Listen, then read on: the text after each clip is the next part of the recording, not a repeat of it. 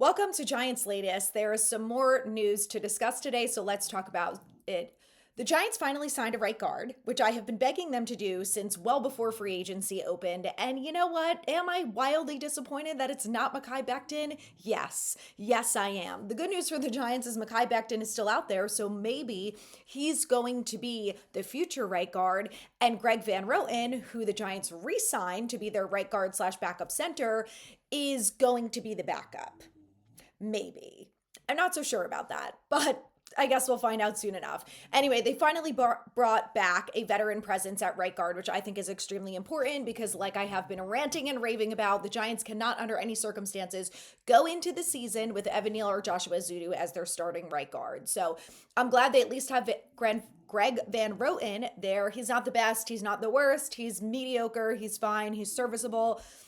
And like I said, just having a veteran presence in that position is extremely important. And the thing that I like about Van Roten is he can play center if, God forbid, something happens to John Michael Schmitz, because all the other offensive linemen on this roster are not capable of doing that. So that's one part of it. Now let's talk about the other part of it, which is the quarterback, who obviously is probably only going to have success depending on how that offensive line goes. So Russell Wilson is going to the Cleveland Browns today on Thursday, and then he is flying to New York and he is meeting with the Giants on Friday. Now, last year, Russell Wilson met with the Giants and they had a great experience. And the only reason that he didn't sign was because the Giants supposedly told him that not only would he not be the starter because they had invested all this time and money into Daniel Jones and he was going to be the starter, so he wasn't even going to be able to compete for the quarterback position. So I do think it's kind of interesting that a year later, the Giants are going down the same road here and are meeting with Russ Wilson, except this time he's actually going to be the starter. So from Russ Wilson's perspective, it makes a lot of sense for him to come in and meet with the Giants and see what they have to offer this year.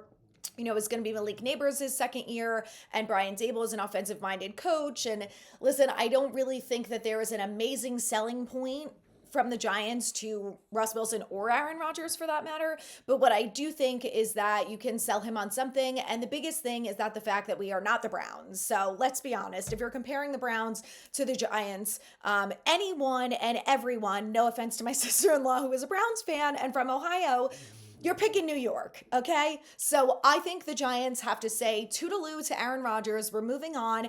Russ Wilson's coming to the building on Friday, and we are not letting him leave. So I think it's going to be a simple decision. I honestly think that if you're Russ Wilson, it's a no-brainer, especially knowing that he was this close to signing with the Giants last year, and this year one of the only things that's changed is that he's guaranteed to be the starter, which is the one thing that he wanted last year and he didn't get. So in my opinion, I would say it's highly likely that the Giants will be signing Russ Wilson on Friday after that meeting. But we still do need to talk about Aaron Rodgers because this man is driving everyone up a wall with his lack of decision making. But the Steelers just announced that they signed a quarterback.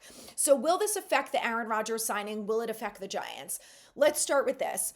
The Steelers lost in free agency Russ Wilson and Justin Fields. So they have no backup quarterback on their roster.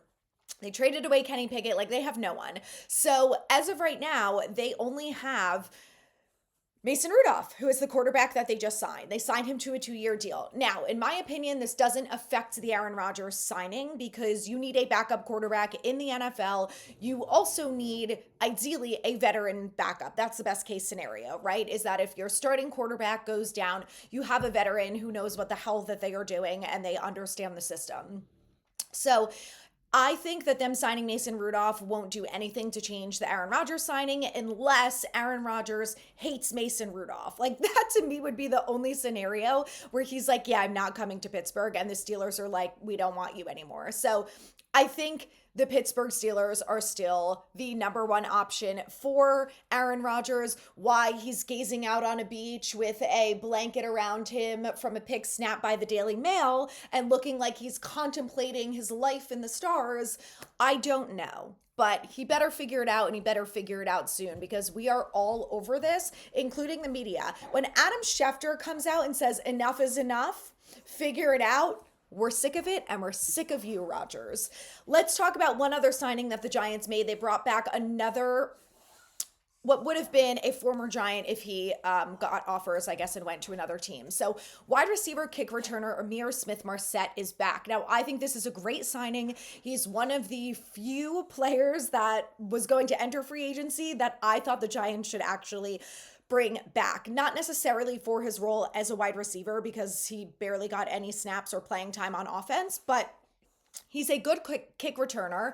And last year, he had his best year as a kick returner, and he even returned a kick for a 100-yard touchdown return, which us Giants fans have not seen in a very long time. And now, with the way that the kickoff rules are changing, you have to have someone that, number one, is reliable and going to catch the ball and make smart decisions back there. And number two, is maybe going to be fast enough to give you a chance to get you good field position, but who knows, maybe return it for a touchdown. And the thing about Smith-Marsette is he actually did it twice last year, but because the Giants sucked, it got called back because of a hold. So, just wanted to remind you of that one in case you seemingly forgot that the Giants get in their own way at all times. So, I'm glad he's back. Like I said, I don't really think we'll see him much from an offensive perspective, but I'm glad that with what happened to Gunner last year, who was supposed to be the kick and punt returner, he never ended up playing the entire season. I think he's going to be gone this year.